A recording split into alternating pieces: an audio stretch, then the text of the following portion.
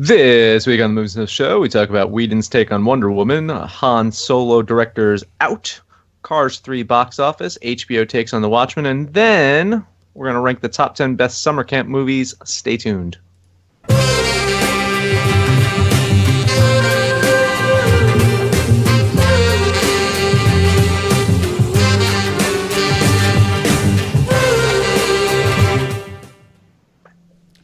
And welcome once again to the Movie Stuff Show. My name is Dan, and joining me, my co-hosts Abe and Marty. Hey, what's up?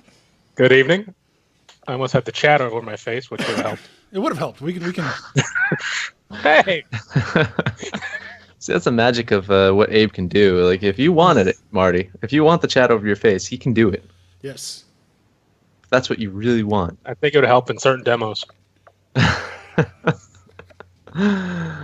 I'm going to preface the show by saying I'm going to pay strict attention to the chat this week because I've heard some rumblings. People complaining about some stuff going on in the chat, so I'm going to have to moderate this week, and I'm going to have to kick Ariana out of the chat. Marty, she's just been too feisty, too violent, too violent. It's got to behave. Yeah, we got a lot of stuff this week. We got so much stuff that I had to literally 5 minutes before the show. I had to remove stuff from our stuff. Yeah. Lots of breaking stuff. Let's start with number one.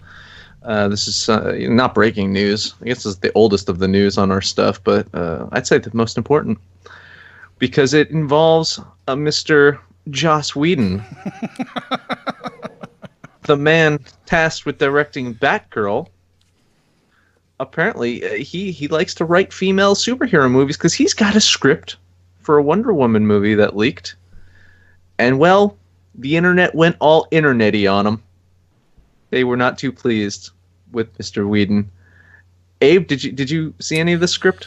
I looked over a little bit of it, yeah. And, okay, if I can shit on Joss, I'm going to shit on Joss. I don't have a problem with the script as like everybody else does. Of course you do. I don't see the big deal. I don't see the big deal. Wow. Yeah, I'd love to kick Joss so hard, but yeah, I have a little slides I can show you of some of the things people were saying. I would like to. Let's see this. This is from the Daily Dot. The first warning sign, and then this paragraph right here. Diana's introduction. The problem is that Joss describes her curvaceous body instead of her thoughts and personality. She's introduced in the script. Oops, wrong slide. She's introduced in the script, and the big problem is he describes what she looks like and not her thoughts and feelings. Yeah, that's Has anybody ever read a fucking screenplay before is my question. I just for fun went and looked at the Batman 89 screenplay just to see how they describe Batman. They describe him as a shape. A shape. Yes. But they didn't say curvaceous. No. Michael Keaton was not curvaceous. No. No. He was curvaceous in the belly region. Oh, not in the chin region. Not in the chin region. Yeah, that's the Kilmer Batman. Yeah. Yes. I don't know. I think this is. I don't know. I actually don't know where this is coming from. Yeah. It was written in 2005, so it's not like he was basing it as. How many of those Dr. Peppers did you buy, Dan? It's a new case. Really? It's a new case of Dr. Pepper. It's still. Hey, speaking of it. She's not curvaceous. She is not curvaceous on it. No, very. She is a Wonder Woman, though. She is a Wonder Woman. And she's got thoughts and feelings, Marty. Remember that. I didn't say anything. Maybe the Dr. Pepper can should just say her thoughts and feelings instead of have a picture of her at all. Yeah. Wonder Woman feels wonder right now. I tapped out of that article when they said that some of the guys in the movie, in the screenplay, were mansplaining to her. That's when I tapped the fuck out. He had bitch and whore, I guess, in there a couple of times. They said, I guess the Chris Pine character wasn't as loving in his version. But again, like I said, it was 2005. It wasn't based on anything that we're working with now. We don't even know who he was writing it for, if he wrote it on spec or someone else, Right, we don't know. Yeah, so 2005. let's travel back 12 years. What actress would he have in mind for this role? I think he said he wrote it with Jolie in mind. Which for that makes sense. Kind of curvaceous. That was around Tomb Raider, right? I mean, no, Tomb Raider was before that. Was it much earlier? That was early 2000s, wasn't it? Yeah, I think it was 2005. So this is in that time. Yeah. Because she did 2 of those, right? Yeah, she did 2. So I mean, she is kind of her and Gal Gadot looks fairly similar, actually. I gotta call you out on something, Marty. Isn't it Gadot? Isn't it Gal Gadot? No, that's what it's they Gadot? said. Really? Yeah, it's Gadot. Yeah. They announced it a couple weeks ago when the movie came out that everyone had been pronouncing it wrong. There you go. Trying to sound Marty, French, I guess. Marty is right, and we're all wrong. Hell is frozen over. Yeah, we had always said Gadot. And then a couple weeks ago, she finally came out, I guess, with her and one of the junkets said, it's Gadot. Like, she's not French, huh? She's not French. Okay. All right. Because I didn't mention it during the Wonder Woman episode when you said Gadot like 50 times. I was just going to let you keep going. But I'm a man that is known for destroying people's first names and last names. So, yes. I mean, Gadot. I learn something new every day. See, that's Movies and Stuff show. # learn something new every day. That's a big hashtag. It's just a whole tweet right there. Don't hashtag that. It won't trend whatsoever. Whedon. I don't know. I agree. It's 12 years ago. I think people. This is amongst the many issues I have with the internet. The fact that they're pecking at something, attacking something from 12 years ago. It's not like people are dragging in Kevin Smith's scripts, right? Are we gonna go there and analyze those? No, because no one wants to. But now that Whedon's got Batgirl, it's a story because Whedon did Avengers. Does he? Who knows if he does? I mean, they say he does, but he could just do Justice League 2 instead. I mean, who the fuck knows anymore? Who knows? In fact, Warner Brothers. This actually, let's just segue into topic 2, because who knows what is going on with anything anymore. Phil Lord and Chris Miller have quit the Han Solo spin-off film. That is breaking news. That just happened. I think they were dismissed. They were dismissed. Okay, then they were dismissed from the Han Solo film. Kathleen Kennedy came out, and then they're both towing the creative differences line. Okay, then they were fired. I thought they quit. Okay, so breaking news, part 2. They were fired. Marty, hot take, fired from the Han Solo film. It's the end of Star Wars as we know it, isn't it, Marty? This is it. It's doomed. Star Wars is doomed. It's over. We're done. I think it's showing that they have problems doing 2 films at once, it seems. Because this is 6 months in. They didn't just start this thing last week. They're 6 months into shooting this thing. I think they only had 3 weeks left of shooting scheduled. They fired him with 3 weeks left? 3 weeks left of shooting. No shit. And I think this is similar. It's not as drastic as what they did with Rogue One, but it's kind of similar in that, we heard about the same time frame as when we heard about the Rogue One reshoots. And when Rogue One was shooting, they were focused on Force Awakens. And when Han Solo, which doesn't even have a title yet, was shooting, they're still focused on The Last Jedi. So it seems like they can't do 2 things at once over at Lucasfilm. And, Lord and Miller are comedy guys for the most part. They did the 21 Jump Street films. So I don't know if they saw saw the first draft or saw the first look at it and said, oh, this is too funny or something. But no announcement of who's coming in, of course. But you got to assume they're going to do massive amounts of reshoots. And but the thing is, and they were supposed to, D23 is Disney's Comic-Con version. It's coming out, I think it's next month, if not this month. It should be soon, yeah. And that was supposed to be the big announcement for the Han Solo, maybe a trailer, maybe the title, of course. Because it's supposed to come out in May. And so you got to figure that's in doubt at this point. But yeah, it's just, they haven't had any problems with the main movies so far. There's no problem. You never had any problems with Rian Johnson doing Return of the, but these spin-offs are not, I don't know if they're losing focus on them or they're just not getting the right people, because they even had this, Josh Trank was lined up to do a movie right off the back. Well, that would have been a failure anyway. I mean, come on. They had a whole script that seemed like for a Boba Fett style movie, and they can't do it quick. So these spin-off things are in some trouble. I think they're getting greedy. I think Disney's getting greedy. Listen, I do a Star Wars film every other year. Yeah, just finish up the Skywalker family tale. Focus in on that. Make that as good as it can possibly be, and then just do one every other year. You have Marvel. You can do 3 Marvel films a year. If Disney's only franchise was Star Wars, I get it, oversaturation. But the fact is, Rogue One proves that they're not taking as much care as they are with the Prime episodes. That's they're throwing all their resources at the Prime, and then these secondary ones are just like, well, they'll still make money because it's Star Wars, but it's gonna hurt the brand. I mean, not to the level that it hurt the brand with Phantom Menace and Attack of the Clones. Not to that level, but it's going to hurt the brand. I mean, and this was the tricky one. This was the one where even I was like, I don't need a Han Solo movie. Yeah, no shit. So, and it's like, so now, but then they got Lord and Miller are kind of good guys. Kasdan wrote it. He's, a Star Wars guy.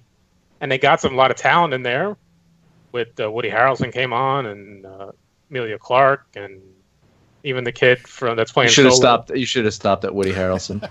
People I don't think people blame her for Terminator. But no, Abe blames her for a lot of stuff, though. Even the kid playing Solo was a received actor, and so there was some like, all right, they got good people in place, but then this is really a shocking development that 3 weeks. I don't think for a movie of this scale on this this kind of studio to 3 weeks from wrapping, apparently they're saying, okay, no, we're going a whole new direction.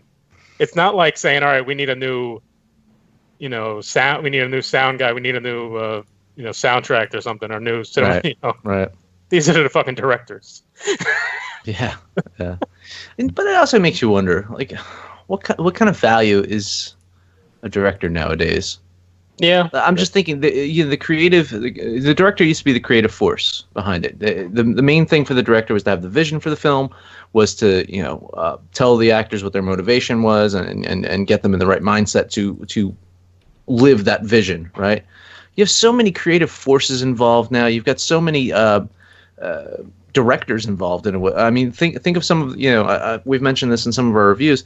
Some of the best scenes in recent films. I'm thinking of Days of Future Past, right? That Quicksilver scene wasn't directed by Singer. No. The best scene from Days of Future Past was directed by, the second guy. Yeah. And so they have so many people involved in these films anymore. I don't know if the value of a director is as high as it used to be. I would argue that it's, even if you're bringing in a named director, unless it's their 100% property that they're running, like when Guillermo del Toro runs his own properties, when he had the funding to do so, it was his say. But when he's brought in to see someone else's vision, it's crap. The only guys you're going to see doing that anymore really are Nolan, because he's kind of just doing his own thing. He can do his own thing. What's his name? Scorsese will still always do his own thing. Scorsese does his own thing. Always. Well, did his own thing. He's done now. So. Yeah. Apparently. The other guy was retiring. Fuck. What? Hateful Eight. All those guys. Tarantino. Sorry. Yeah, he does his own thing. I mean, Spielberg to a degree will do his own thing.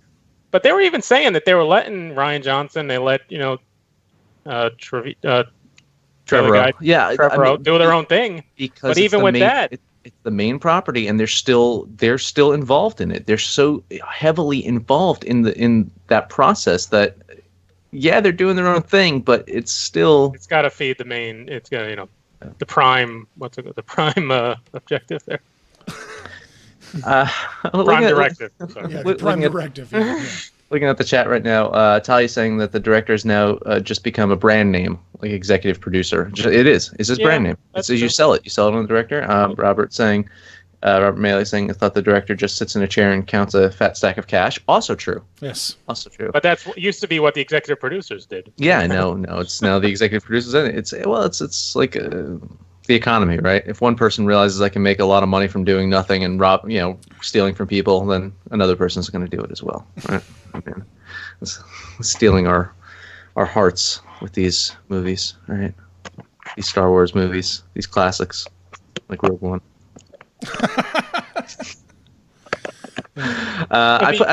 We're the minority of people who didn't like Rogue One, but it's really, still, you think so? I mean, what's from the everything ratings and stuff at? What's the Rotten Tomatoes and stuff at? And I thought it was like in the 70s. It was fairly good. Really? So all three of us don't need to all look it up. So someone just tell me what it is. All right, I'm not going to look it up. Someone just tell me. Okay. While you're doing that, Talia had mentioned in the chat, and I have the little text box down below. Daniel Day-Lewis. 85. Yeah, like I said, yeah. Okay, that's a lot higher than I thought. And most Star Wars people that I read or watch online enjoyed it. I mean, really liked it. Some people say it's better. Better than what? No, but I'm going to finish my thought statement real quick. Better, Daniel Day-Lewis retired, okay? Let's tell you want to mention that in the chat. Sure, we'll tell you about it. You were looking stuff up on the internet. I didn't want dead air. That's in the stuff. It's not like we're not going to talk about it. No, it's not. We removed it pre-show. Oh, well, I said we shouldn't have moved it. Transformers, that's 17%. We can put it back in. I don't care. We can talk about them right now. I don't give a shit. I think it's worth noting. Okay, we'll talk about that next then. After we're done talking about Star Wars. So 85% for... yeah, I heard people saying, "Oh, it's better than Empire" and shit after they saw that thing. Somebody, you mean Nick? Nick said that, didn't he? No, yeah. Nick. No, I don't think Nick liked it that much. I think he liked Force Awakens better than. No, he liked Force Awakens. That's it. I remember talking at Christmas time. I thought he talked. Dwight Howard got traded to the Hornets. No one cares. Oh, jeez. Oh God, that's awful. Okay, so Han Solo. Who knows what's going to happen with that? Yeah, well, stay tuned to that thing. Okay, so let's just talk about Daniel Day-Lewis then. Let's throw this in. We get some extra time, I guess. Daniel Day-Lewis calling it a day, retiring. He's too big for his britches. He is. Yeah, see How that? relevant is this ad? So Daniel Day-Lewis, he's done. Again, another thing announced today. I don't think it's a surprise, right? I mean, to me, he was semi-retired. He retired for a bit. He was semi-retired. He only really did movies Yeah, he does whatever. It's an Oscar or bust. No, honestly, he goes Oscar or bust. Right. Just look at his last few films, though. Oh, they're all. It's Paul Thomas Anderson. It's Lincoln. Scorsese. I mean, it really is Oscar or bust. I had read reading the story about him retiring. They said he had talked about that he was retired before Gangs of New York, and Scorsese talked him into it. So no, that's what I'm saying. He'd been retired for a while, and then so I don't think this is a huge story because I mean I always considered him retired with doing the occasional film. Yeah, he's retired till he finds not like Jack Nicholson. Jack Nicholson retired. He's retired, right? Yeah. But I consider Daniel Day-Lewis is like if the right film comes, he will do it. But he's not doing a film a year. He's not doing. That's him too. He puts so much into his characters that he can't afford to. Yeah. Like I mean, physically, mentally, whatever. Yeah, he can't afford to. He's not like a Pacino or De Niro who takes the occasional bullshit comedy Adam Sandler movie just to cash a check. Yeah. Is there anything you can, De Niro? Is there anything you can say in here that was a paycheck movie in his career? I mean, it'd have to be early on. I mean, maybe, but he was doing he did My Left Foot, right? He did that was his first Oscar. In the Name of the Father. Like even early on, he was doing like how many Oscar nominations did he have? 5? He has 5. He's the only 3-time winner. 3-time winner. He'll be nominated again for the movie coming out in Christmas. He won for In the Name of the Father? No, he won for My Left Foot. My Left Foot. He won for Gangs of New York? No, Lincoln, and There Will Be Blood. Yeah, those got to be the 3. And he should have won for Gangs of New York. Yeah. He was insane in that movie. Abe, and I'm sure he'll be nominated for the ones coming out on Christmas. I think I forget who he's playing. It's another Paul Thomas Anderson film. He's playing some kind of fashion. Oh, that's right. Yeah. Abe, I know you don't like There Will Be Blood, but can you say that Daniel Day-Lewis? Can you admit that Daniel Day-Lewis was excellent in it? He had a good performance. Yeah. Okay. Thank you. Yeah, he had a good performance. That's it. Now, if the screenplay was show don't tell, it would have been even a better performance. I'm just saying. If it doesn't have to sit there and explain to the audience. I hate most people. So they actually understood his motivation instead of just letting him be a character. Number one best movie of the 21st century, Abe. Yeah. It's right up there with $1 Million Baby, Dan, according to that list. I don't know. Did we talk about that movie last time we were going over the rankings? Because I remember liking that when I see it, but that movie has almost zero rewatchability. What, $1 Million Baby? Yeah. Because after you know what happens, it kind of just ruins the movie. It ends like almost every boxing movie pre-Rocky ended. Yeah. Yeah. It's another thing this week. The director of Rocky died. Oh, yeah. Yeah. Yeah. What else did he do? He did Rocky, and he also did something else. Something else that was iconic. Karate Kid. He directed Karate Kid. That guy owned the 70s and 80s right there. Hey. Karate Kid. Hell of a movie. Not as good as the next Karate Kid. But. No. Nowhere as close. All right. Next topic. So I saw Cars 3 this past weekend. And it seems like I'm probably in the minority of people that saw the film. Did not do really great at the box office. It was number one. It had 53 million, right? It was 53 million. So, I mean, it's good enough for first place. But it's $13 million less than Cars 2. Yeah. If that had come out any other week, it wouldn't have been number one. No. And it was $80 million less than Finding Dory. It barely beat Wonder Woman in its third week. Right.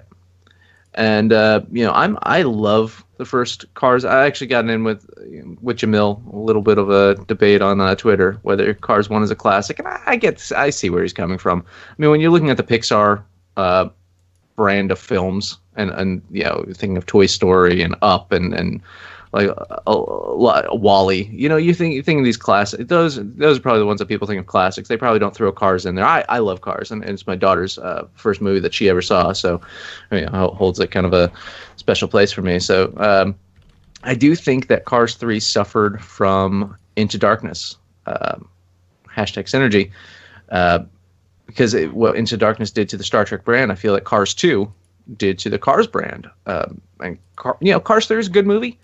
It's an actual sequel. Like that second movie, it just seemed like. Do you remember like the Mario Brothers video games? They had Mario Brothers, and then they had Mario Brothers 2, which was just a random game that they just threw Mario into. Yeah, they reskinned it for Mario. They just reskinned it for Mario. Mm-hmm. That's what Cars 2 feels like. It's like they had a whole nother movie, and they're like, oh, cars are popular. Let's throw these characters into it.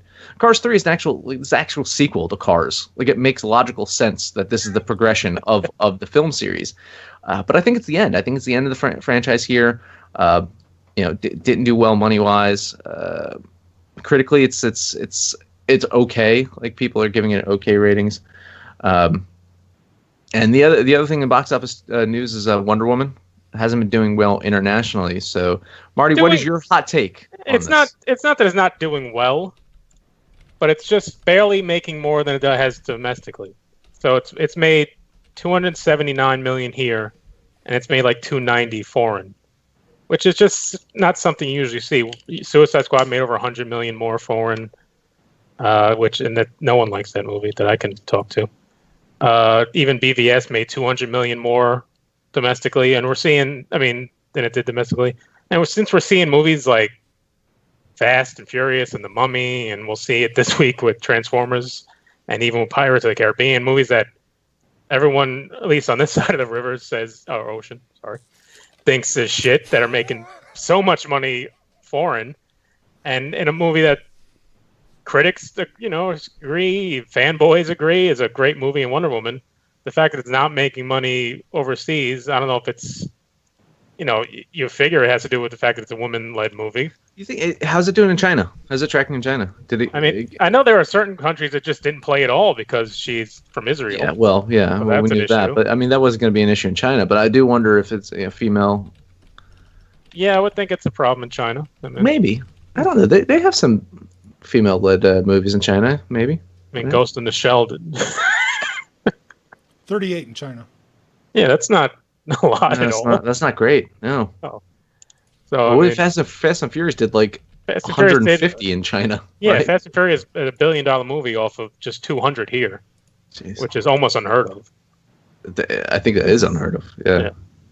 So I mean, the fact that it's not going to be a top worldwide movie this year, just because of that. Off of it'll probably end up making over 300 here, and it'll barely they won't make anything close to what Guardians made. Jesus, she's not even going to make us close. In China, it made Star Trek Beyond made 65 million. Wonder Woman's gonna total. Or total. So, yeah, Wonder Woman's not going to make 65 no, in China. Yeah, no. She's limping along. I mean, because and they say China doesn't get Star Trek at all. But 18 days in, she's only made 38 million in China. Pirates of the Caribbean made 500 million foreign money so far. Oh my God. Off of 151 here, and even that's a lot. I think we really need to we need to find people, and we need to send them a survey and figure out why the hell they're seeing these movies. Fate of the Furious made $1 billion overseas. It's crazy. And Wonder Woman can't make 300. So I mean, you have to. I mean, the DC movies aren't doing great overseas. I will say that. But this one, you're right. But the Marvel ones are though, right? Marvel does really well over there. Yeah. I mean, Dan and I talked about that for Batman versus Superman. The only difference between that and one of the Avengers movies was China. Yeah. Mm-hmm. Guardians made over 100 million more foreign than domestic so far.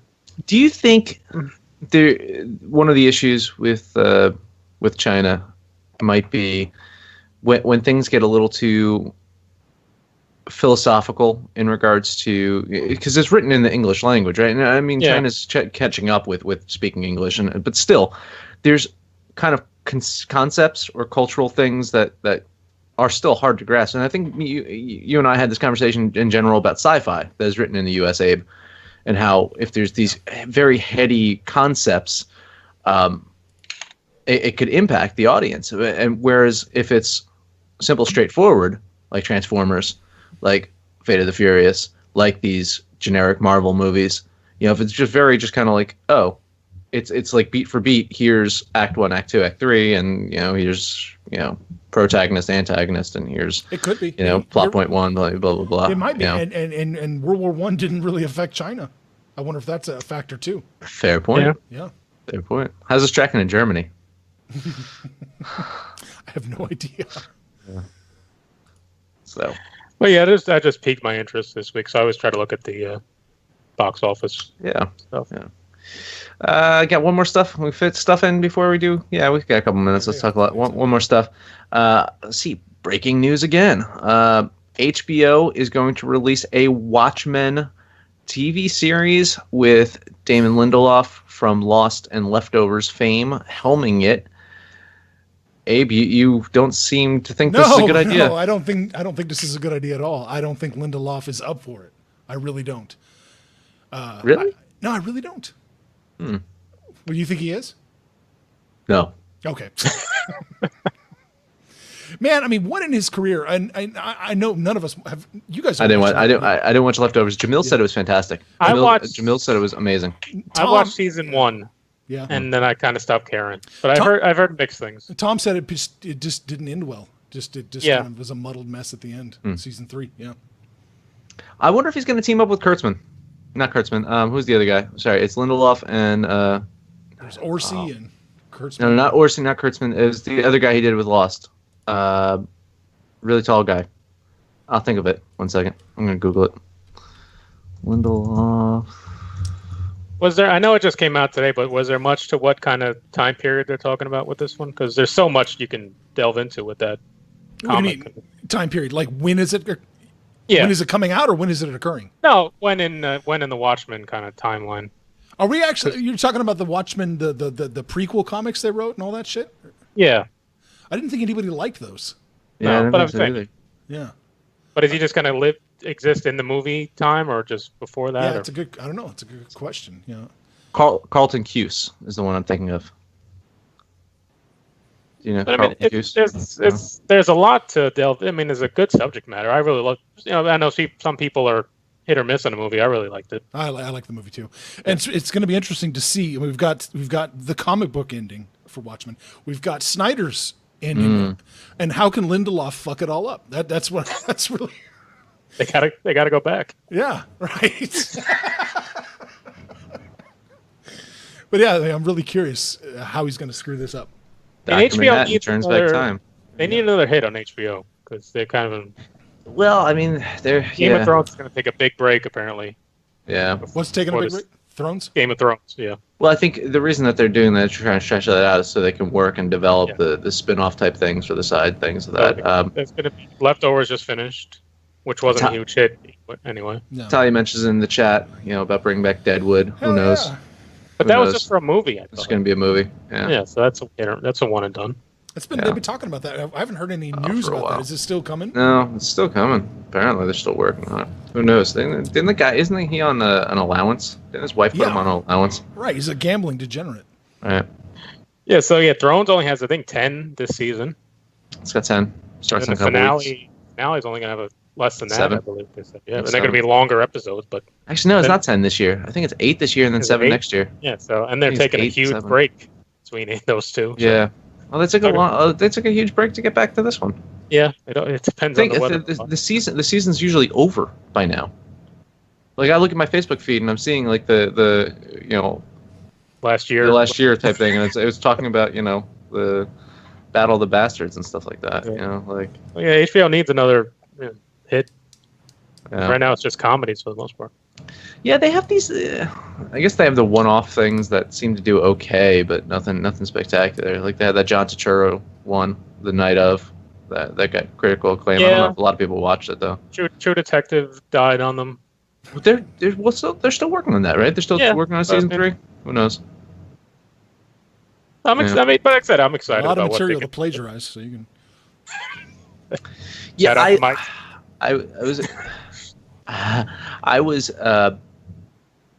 I was really interested in a Watchmen TV series before they put out the movie, because I thought the only way that they could handle Watchmen was in a miniseries type thing, like a 12 episode arc, where each episode it ticks closer to the midnight type thing, Doomsday Clock. Yeah. That's how I imagine it in my head of it being able to work. And then I saw what Snyder did with it, and I was pleased. Like I was like, okay, then I don't need any more of this. I really don't. I hadn't thought about it until Marty mentioned it, but it might actually not be a bad idea to go back and just do some of the Minutemen too, and really just build it all the way up. Yeah, I hadn't thought about that before. Yeah, you could.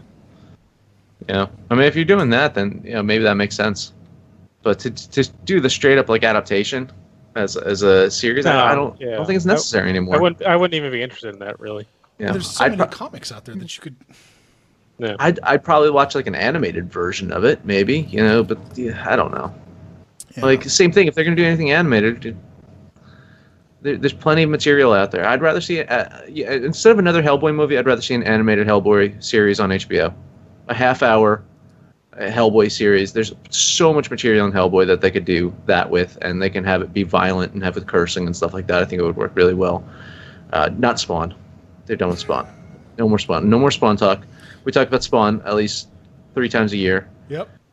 No more Spawn talk. Oh, Westworld. Yeah, that's on a huge break too. Westworld's a big hit. Yeah. I got to get back into it. Thumbs up to Robert Melee. 4. I was like, I got bored with it. I think Abe, you gave up on Westworld too. I got bored with it too. As somebody who plays GTA, I have no problem with like mowing down, AI for my own pleasure. I'll drive over them on the sidewalk and laugh about it. I like Westworld a lot, and that was a big hit. Yeah. All right. I think we've talked enough stuff. Let's get into our main topic. How much should I throw people under the bus here, Abe? Should I do a massive bus throwing? Yeah. Okay. So I'm going to call them out on it. No, that's fine. On last month's Master Debaters, which I have dubbed... We don't talk about that show. I have dubbed the #1 episode failure in movies and stuff history. Now, I think that's a little extreme. I mean, our baseball show. Baseball show that didn't air? Well, nope. You tried to air it. The baseball show that didn't air. Me and Abe had 1 or 2 shows that we had to disconnect because of issues and stuff like that. No. Last month's Master Debaters, if we were going to do a ranking show of the worst episodes of movies and stuff. Because, here's the thing. I would rather listen to me and Marty have disconnected issues and interference and all that than the answers on some of the responses that we got last month. I'm kind of torn here. So if we're just calling people out, the Amanda Justin stare down on Master Debaters, where they wouldn't actually acknowledge each other or talk to each other, that was pretty hard to sit through too. That's riveting, though. That's top. That's top 5. Yeah, that was tough. Yeah. See, the Master Debaters is hit and miss. We're like HBO shows over there. But when so we only do it once a month now. When one of your questions was, "What's the best Val Kilmer movie?" and 2 of the people hadn't seen a Val Kilmer movie, that was pretty rough. It's bad, Abe. That was funny. It made me laugh. Leah was great on that episode, though. She was good. She was back. There you go. She was with us last week. Very good. Last week. That's why we call. That's why we call her Marty's replacement. That's just. But on that failed movies and stuff Master Debaters episode, one of the topics was about the best summer camp movies, and even though the topic didn't go anywhere, I wanted to bring it back up and actually do a list. And Marty doesn't seem too enthused about it because he doesn't really like summer camp movies, but summer camp movies are special. No? Yeah. I mean, some. I don't know what you're basing that on, but I guess we'll find out. So we're going to rank the, I guess, top 10. Did you go to summer camp? Did anyone go to summer? I never went to summer camp. No. I went to like a summer day, like it was just during the day. You didn't go anywhere, but yes, they You didn't go anywhere. You just they put us a cup for somewhere for a couple hours a day, but it wasn't like a sleepaway kind of thing. So you didn't go to like Bible camp or anything? No. Yeah. Seems like something you would do. Bible camp. Band camp? That's not going to make our list. Does American Pie count because they had the band camp? It does, but it's not going to be on the list. All right, because it's only one of the few I've seen. So. Oh, this is going to be a fun. This will be a How fun many Val topic. Kilmer movies have you seen, fucker? A lot, actually. Okay. All right. Kick it off. So, I guess we'll go through this, and we're going to start in chronological order. Is that how we're doing it, Abe? I figured that was the safest way, right? All right. So what's the first one on our list? Is The Parent Trap. Parent Trap. Now, do you want to combine these? I knew we were doing an IMDb list, but is it just this Parent Trap, or do we want to go 2 Parent Traps? Well, the guy that produced this episode sent me an email that said Parent Trap 1961. So I did, but I also, when I was talking about Friday the 13th, mentioned that we could talk about it as a whole. All of them. Right. Yeah. Let's talk about the 1961. Kind of critically acclaimed. People seem to like it enough that they remade it. They made I don't like it. Sequels and sequels too. I don't like it. What? You're not a Haley Mills fan? I don't like it. I don't think it's a good number 1. I don't think it's not a number 1. It's not a good number 5. Maybe it's like a 6 or 7. Which one are we? I've seen the remake. I didn't see let's talk the remake. Let's talk the remake. Who's that? That was Lindsay Lohan? Lindsay Lohan. Oh, Randy yeah. Quaid. No, Dennis Quaid. I'm sorry. If it was Randy Quaid, it would have been better. Oh, yeah. That would have been. He would have put a mask on and. What do you think, Marty? You like that tale? I always love the idea of lost twins. Like the Olsens did it twice, I think, in movies somehow. Is there a lost Marty twin out there somewhere? Is that what you're saying? I hope he has more money if he does. Well, wait a minute. Your mother's a twin, isn't she? My mother is a twin, yeah. That's right. But they were not lost. Always confuses the hell out of me at your parties, Marty. I really have no idea who I'm talking to. Oh, if it's your mother or your aunt, I just, I'll have one of them hold a sign for the wedding, so you don't have to. I guess so. Like, I'll know which one to walk down the aisle. There you go. Yeah. But that's back when Lindsay Lohan still had promise. So yeah. A bigger disappointment, her or Mr. I'm Not Famous Anymore. Put a bag over my head. Shia? Shia or Lindsay? Biggest I would fall from say grace. Lindsay. I think Shia had bigger potential, though. I think Shia had potential to be like a Oscar kind of caliber actor, right? But he's still doing decent stuff, even with his craziness. Is he? No. What has he done lately? Fury was good. I have no idea what that is. Yeah, That's it's the Tank movie with Brad Pitt. we're backing the clock back up a bit, aren't we? That's 3 or 4 years ago. Yeah, that was 3 years ago. What's the last thing Lohan did? I mean, Well, no, we're not talking about now. Obviously, yeah, I think Lohan's probably in better shape, but I think Dan's right. I think Shia had more potential. I think Shia had the charisma, and he was a better actor. I think Shia could have really gone places. I think that was a bigger disappointment. you talk about Lindsay after Mean Girls. Lohan was the next thing, and she just did nothing really. Like, I don't even see a good credit for her in the last 10 years. Yeah, I'd agree. So Shia's the bigger disappointment No, but he at least still has a chance. to come back. Yeah. He still has a chance to come back. I guess maybe He I did a guess that's a fair point. That's a fair point. He still has a chance. I mean, And people still give him work, I if think. Mel Gibson can come back, I guess maybe Shia can. He'll probably come back Shia. in a Mel Gibson movie. But Probably. he'll be in the next Jesus movie he does. Talia's right. Shia did bite the hand that fed him. That never goes well for you. Yeah, he started crapping on Spielberg and. Right. And Bay. That's two. What's our second right now? What's going to jump up to number one right now? Piranha. Yeah, that's going to be number one right Oh, now. yeah. It's going to have a hard time being dethroned. Marty, you ever see Piranha?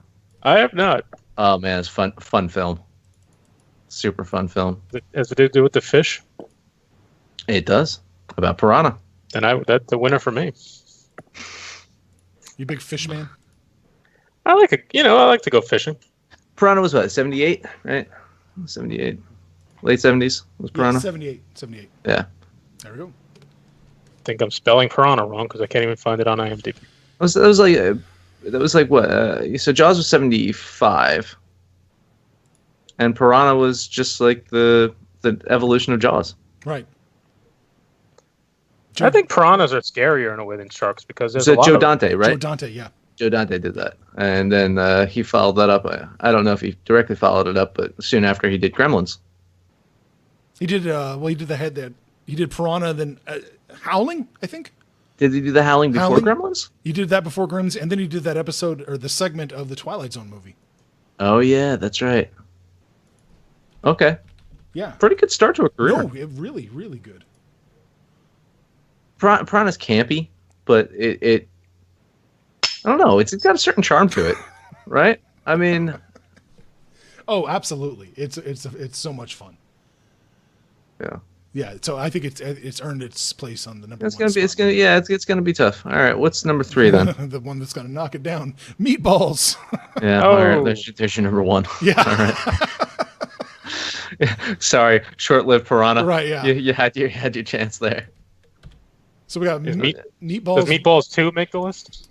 I think some of those other Meatball sequels might actually make the list over some of the movies we have in here, but I wanted to keep it. If you look at the Meatballs franchise, I mean, I can't believe I'm saying that, the Meatballs franchise. The Meatballs cinematic universe. Yeah, Meatballs cinematic universe. Yeah. I mean, this really is the one that started off raunchy summer camp movies, right? I mean, this is the, you think of any raunchy movie kind of owes something to Meatballs or Bachelor Party, or a lot of those that came out like are in this bunched about a time. Meatballs is so funny. I remember watching that as a kid, and I really shouldn't have. You didn't synergize Bachelor Party. Hashtag synergy. There you go. You're right though, man. This is the raunchy movie that started it all. This is USA Up All Night right here, baby. This is yeah. That's right. Yeah. Oh, Ron DeShear. I remember it's like, you remember the old cable boxes? They had like the little the buttons, the little white buttons and stuff like that. The click buttons. Yeah. I remember going into the basement and having HBO as a kid and just sneaking down late at night and then putting these movies on, and stuff like Meatballs would be on. It was great. It was great for I'd kick my kids' ass if they did it. So, but I mean, I did it. Your kids probably won't even have cable by the time they're able to sneak down somewhere. Right, they don't want to. Yeah, right. They'll all be on the whatever the new iPad will be at that point. Right, they'll just have it like ingrained in their eyes by that Sure. point. Like, it's blinking and watching TV or something like that. Yeah. Marty, you ever seen Meatballs? I believe I have, but I don't have a great recollection of it. But Yeah. I know it. I'm aware of its place in history. So I would put it at 1 just off that. All right. Next one. Sleepaway Camp. Between Sleepaway Camp and Piranha, I think Piranha's the better film, but the Sleepaway Camp have the most notoriety. Like, I think Sleepaway Camp has more notoriety than Piranha. Oh, I think you're right about that. Yeah, I think Sleepaway Camp is. Well, hell, it was a whole major franchise, wasn't it? They went. They did. They did a few. Yeah, they did a few after that. There's 3 of them. Yeah. Yeah. I remember. I think it's Sleepaway Camp. Maybe it's Sleepaway Camp 2. It was her like hitchhiking. She got like on the poster. It's her with the Freddy Krueger glove and the Jason mask. And I remember going to my local video store, and that was the first time I had heard of Sleepaway Camp, was seeing that poster. And then we ended up renting Sleepaway Camp. Well, same thing. I was young. I was way too young to understand what the hell was going on in Sleepaway Camp. And it was a few years back. I bought like a dollar bin kind of DVD of it. My wife had never seen it. I was like, you gotta watch Sleepaway Camp. And it's terrible. It's a terrible, terrible film.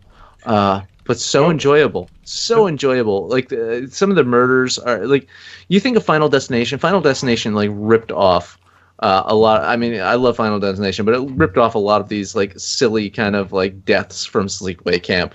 I hadn't thought about that. That's an interesting point. Yeah, I mean, I'm thinking the curling iron. Come on, like, and again, as a young kid, I'm like, I don't know what's going on here. What's going on here? Sleepaway Camp 2 was Unhappy Campers, and then Sleepaway Camp 3 was Teenage Wasteland. I'm not sure if those are straight to video or not, but hopefully. Probably. They came out 89 for those. I'm willing to. And there was a 4. I'm sorry, there was a 4 in 2012. Nice. And a Return to Sleepaway Camp in 2008. This is quite the franchise. Oh, I do remember Return to Sleepaway Camp. I actually recall that. Yeah, I do remember that. I want to boost this up to number 2. I'm right there with you. That's number 2. That, and I mean, Talia says it in the chat. The ending still shakes her. Cool ending. The same director Really cool for the original and the 2008 version. I did know that. I remember that. Yeah. Robert Hitchcock. Yeah. Or Hilton. I think at one point I might have reached out. Starring Vincent Pastore. I might have reached out to him to try to get him on the show. Maybe. I think there was like a scheduling issue or something like that. I think I did try to get the director of Sleepaway Camp on. That is hilarious. Maybe we'll follow up. Maybe we'll get for Halloween time. We'll try to get the director of Sleepaway Camp on. So we got Give me a Meatballs, rewind. Sleepaway Camp, Piranha, Parent Trap, and there we go. Which one's this one? Friday the 13th, the final chapter. You wanted this one specifically on. I wanted this one specifically because this is the best Friday the 13th movie. This movie's fucking awesome. It's great. Yeah, I love this. This is the best Friday the 13th movie. I think I accidentally said it was the one before this, but no, it's this one. It's not part 3. It's part 4. Yeah, it's final chapter. I think it's the one that's most complete. Yeah, it's got Corey Feldman. It's got Crispin Glover. What else do you need, man? Crispin Glover dancing at the party in the cabin. Yeah. Yeah, I mean, we'll go with this one. I think the first few, there's some really good elements in it. I'd say 2. I like 2. I think 2 is a good one, right? 1, 2, 3. That's pretty. Yeah, I think the first 4 overall. I think it drops off after that. No, it probably does. Yeah, I think the 5th one was the Scooby-Doo one. Yeah, something like that. Yeah, and then with the guy pretending to be Jason to kill everybody. Yeah, all right. Yeah. Yeah. It's gonna be tough. That's 1 or 2, Abe. Me? 1. Yeah. 1. Look at this one. Yeah. I'll Marty? go 1. Really? Just because Abe's been a nice guy lately. I thought you were going to go a movie snob on my ass. I mean, which one would I go snob on this list about? I was going to give the blessing to go 1, too, so I think it's unanimous. Yeah, there you go. Yeah. You know, Robert Hiltzik has done nothing but those movies. Oh, really? That's his only credits, are the Sleepaway movies. Pretty amazing. Look at it, go. Good for that guy. Ponyboy's joining. He's late to the party, saying this topic has been discussed before. Yes. Yes. Just not well. But now you can hear it. Yes, now you can understand it. So, Ponyboy is also giving some recommendations. He says he owns American Honey, and Shia was great in that movie. There you go. So, Shia's still doing some good stuff, I guess. Also very good in Shaker Heights. Never saw it. Yeah, that was the original Project Greenlight movie on HBO. Oh, really? I thought it was that was the first one. Wasn't that horror movie? No, I think that was the first one that was the first one that got made. Maybe. What do we got next? Ernest Goes to Camp. Oh, that's a top 5er at least. I think it's over. I think it's over Parent Trap. We've only done 6. Absolutely. Let's see. You gonna put it above Piranha, Sleepaway Camp, or Friday the 13th? No. Meatballs? No. So it's above Parent Trap, right? Yeah. That's okay. It's above Parent Trap. Funny. I like these Ernest movies. I think they're funny. Do we have a Pee-wee Goes to Camp anywhere in here? I don't think Pee-wee ever went to camp. He never went to camp? Not in a movie. He went to the circus, yeah. In the movie theater, but. And to Buffy. Hashtag Whedon, right? He was really good in that movie. He was. He was really funny in that one. He was good in Blow, too. Yeah, he was. He was fun in that. He was also the Penguin's dad, if we're just throwing out random... Yeah. Yeah. Hey, that just celebrated, 25 years? Yeah. Batman Returns. Awesome flick. No, in Gotham, too. Oh. Is he in Gotham? He's in Gotham? Yeah. Oh, that's funny. He played the Penguin's dad. Oh, that is funny. I had no idea. That's really funny. Look at that. All right, so Ernest over Parent Trap. Next one. Troop Beverly Hills. I like this one. They actually never go to camp, though. They actually never go to camp. It's a funny movie, but they actually never go to camp.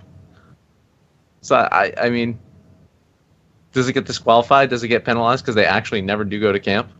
They go to hotels. They go to requisite, I don't think. They go shopping. It's funny. They were supposed to go camping, right? But they were supposed to. That was the whole point. Okay. But they actually never go. Okay. Yeah. So. I'm leaning on you, man, to tell me where this goes. Marty, you ever see it? No. It can stay where it's at. Next one. This is a tough one. Does the second Bad News Bears movie count as camp? Because they kind of went on a trip. Did they go to? Is that when they went to Japan? No, it's when they went to Houston. Oh, the Astrodome. Is this Addams Family Values? Addams Family Values. I love this one. Yeah, this is. I love this one a lot. Flick, yeah. This is one of the sequels that was as good as the original. As good as, I think I like the sequel. I think I like this one better than the original. I don't know why they stopped making these. These are always good. Yeah, probably. That's an issue. Yeah. But that was Angelica Houston was great. Wednesday. Christina Ricci, perfect as Wednesday. They were at the camp with the two and they're doing the Indian play. The Pocahontas play. Oh my! It was so racist. so good. You think that was the early '90s. To me, it's that's a scene from the '80s that they just the '80s was living on in that scene. Whether you're ugly or pale, or what was that when she was going down the list? Yes, right. One of the kids was just they didn't know if it was the black kid's Jamal or Jamal. They didn't know how to pronounce his name. This is 93. This one. This is Sonnenfeld. God bless him. I think this is definitely at least number 2. I'll put it at number 2 for sure. I think it's number 2. Who were the 2 camp counselors in this one? Looking at their names here. Right. I mean, because it has 3 kind of plot points, right? Right. Yeah. It has the baby, and it has Uncle Fester kind of being fleeced. Joan Cusack. Right? Yeah. Joan Cusack as the Black Widow. And then you have the summer camp, and if you if you rank the plots, if you will, I mean, the most memorable thing is the whole camp thing. I mean, it's a very summer camp movie. Oh yeah. It's two, hands down. It's number two. Yeah, right. We don't need Marty. He's over there reading. We don't need. I can't find the two camp counselors' names. I mean, they're well-known actors. I can't see what their names are. One of them is an Ally McBeal. But they were great. And like then Peter McNichol, there you go. and Christine Brzezinski. Good. Yeah, they were fantastic. They were they played this kind of. Were they married, or or were they brother and sister? I forget what they were. We're both. Oh. But yeah, it was just the outcast kind of crew of the camp, and then the rich white kid crew, and then the parents come at the end, and it goes nuts. Yeah, Dan's right. It is pure '80s summer camp movie. It's really great. All right, so what's our list so far? We got Friday the 13th. Okay. Adam's Family, Meatballs, Sleepaway Camp, Piranha, Ernest Goes to Camp, Parent Trap, Troop Beverly Hills, and then we have Wet Hot American Summer. You see, this is an acquired taste. I feel it is very much an acquired taste. I think this is an acquired taste. I like it. I didn't like it at first. It took me a couple of viewings. Actually, watching it with the fart soundtrack on made me love it. Did anyone watch the Netflix thing? I did. I liked it. Thought it was pretty good. Yeah. Unnecessary, but I thought it was good. I mean, what is necessary? Fair point. The fifth Transformers movie's coming out this weekend. So I like Wet Hot American Summer. Yeah, I mean, it's the first, kind of a lot of people discovered in this one. Not discovered, but this is one of their first big roles for a lot of actors that are still around today. I put this probably still below Sleepaway Camp, though.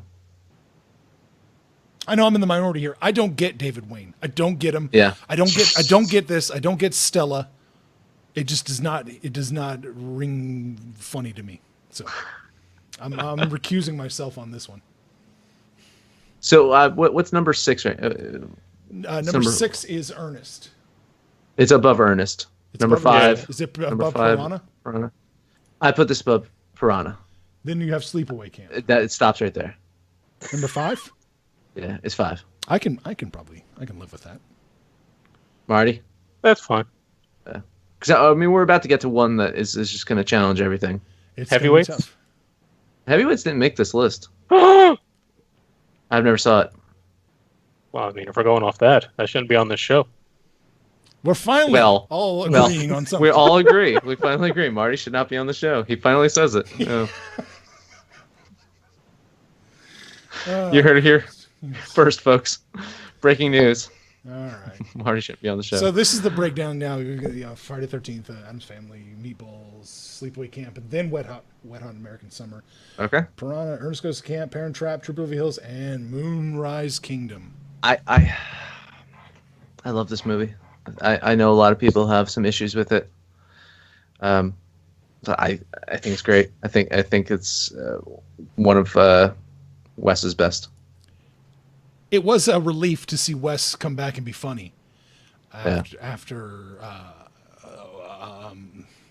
Darjeeling Limited. And it's a very sweet film. Yeah. Like it's a very, it kind of tugs at your heartstrings, and it's well done. It's a well-made film. It's one of my favorites by Wes. I mean, Tenenbaums is always going to be my number one. I think it's Tenenbaums. This is close. This is close to it for me. You think so? You think you're taking this over Rushmore? No, I'd probably go Tenenbaums, Rushmore, and then this or Zissou. This is top three, maybe 4. Yeah, I enjoyed it a lot. I don't know if I liked it as much as you did.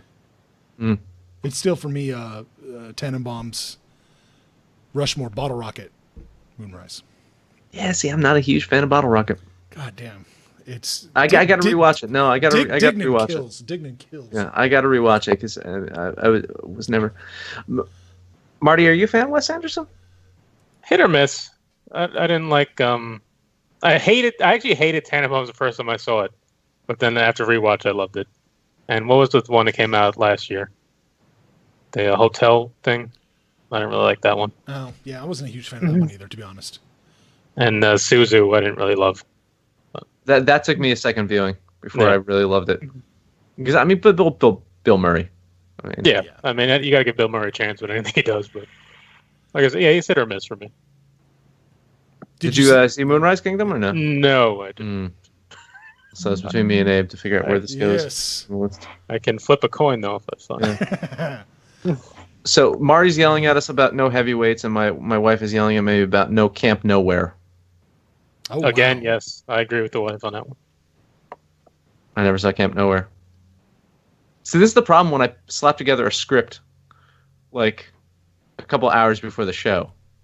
Usually, when I do these, I vet these. The rankings ones, we usually have a little time. We usually have a little time to talk beforehand, and we vet them. We had not did that for this one. We did not do that. So I take the blame on that one. Okay, so let's move Moonrise Kingdom somewhere on our list. I have a hard time putting. Man, Meatballs versus Moonrise Kingdom is what I'm looking at. Where does it fall on that? Above or below? That's my thought. Is Moonrise Kingdom better than Meatballs? Yes, but I think as a summer camp movie, Meatballs still beats it. As a classic summer camp movie. Okay. As an overall movie, Moonrise Kingdom has a lot more going on for it. But as a summer camp movie, I think Meatballs still beats it. That would be my take. I agree. So, okay, we got it. Okay. Now that we have this, and we're 2 minutes over, Marty, where does Heavyweights fall on this? Does Heavyweights knock Troop Beverly Hills and Parent Trap off? You've never seen Troop Beverly Hills. So. Yeah, I mean, you're asking me if it's knocked over the movies I haven't seen, that I would say yes. Okay. From the movies you have seen, where's it go? I wouldn't put it over Addams Family, and I probably wouldn't put it over Meatballs. It would be top 5 though. Heavyweights would be top 5. With Camp Nowhere would be right around there. Camp Nowhere would be in the same thing. Hey, did you ever see Camp Nowhere? No, actually, I never have. The Camp Krusty episode of The Simpsons would be in there. It's pretty great. Pretty great one. Now, well, if we're just throwing just movies against the wall, Space Camp is still out there. The show Eat My Shorts on Nickelodeon, I'd put that up there somewhere. Fair point. Salute your shorts. Salute your shorts. There you go. Yeah. Camp Anawana. We hold you in our hearts when I think about you. I know the whole song, Marty. I'll serenade us. All right, it's time to go, everybody. It is time to go. We're about 3 minutes over. What's sticking with our top 5 there? I just scroll through the list. Okay. I'll go back. Here it is.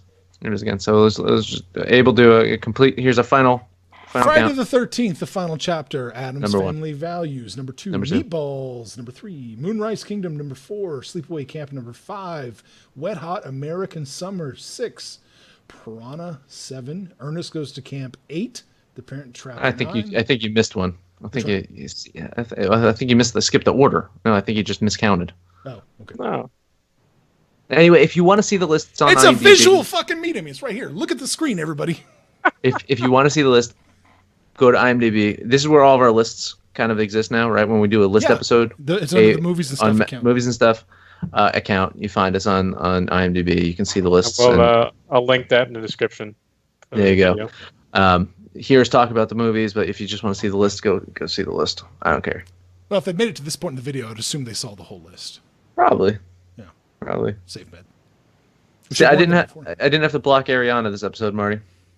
She did say something about Camp Nowhere, though. Camp Nowhere was excellent. So she watched to the end. Agreeing with your wife is always a good idea. Hey, there you go. All right, Marty's got. Subscribe to us, right? Videos. Camp Nowhere looks terrible. So, thank everyone in the chat. We didn't have a ton of people in the chat this week, but it still seemed pretty lively. So thanks everyone for showing Talia and Robert Malek. Yeah. They're the all stars. Everybody else is at summer camp. Yeah, everyone's at summer camp. Please make sure to like this video, comment below, subscribe to us. You can follow us on Instagram, Facebook, and Twitter. That's all at Movie Stuff Show. Marty, you're off next week. You got softball game. Softball next week and that's we're gonna have a debate show. Hopefully, debate show. Marty tries to avoid debate shows like the plague anyway. I always get seen as a racist for some reason. So, so next week you'll not see Marty as a racist unless you go to the baseball game and hear him yell racist expletives. Yes. Mostly about Asian people. No reason why. Oh, jeez. So yes, we'll be back next Tuesday. Brand new Master Debaters live at 9 p.m. Eastern. Only 5 minutes over. And we started on time this week. There you go. Pretty good for us. Later, everyone. Bye.